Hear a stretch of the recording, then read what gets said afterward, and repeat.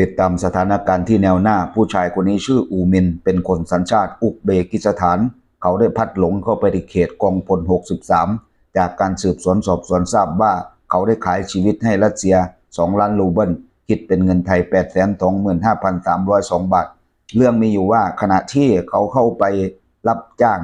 รัสเซียเข้าไปสู้รบในประเทศยูเครนขณะที่ลูกปืนลูกระเบิดของฝั่งยูเครนกระแทกเข้าไปฝั่งรัสเซียนับจำนวนไม่ได้เกิดพัดหลงเดินเข้าไปในเขตกองพล63ส่งสัญญาณให้ทราบว่านี่มันเขตกองทัพยูเครนเขาสะดุ้งสุดขีดจากนั้นวางอาวุธยูเครนจับได้สืบสวนสอบสวนทราบว่าเป็นชาวอุซเบกิสถานคดีแบบนี้โอกาสที่จะได้กลับบ้านเก่าเป็นไปได้ 99.99% โอกาสที่จะได้กลับบ้านเกิด 0.00 เพราะว่าเป็นคดีร้ายแรงเทียบได้ว่าเป็นนักฆ่าไม่ใช่ทหารการกระทำของเขาเชื่อได้ว่าเป็นคนขายสัญชาติชีวิตมีค่า2 ล้านรูเบิลแต่ตอนนี้เขาถูกจับในเขตยูเครนมีค่าแค่1 ลูกตะกั่ว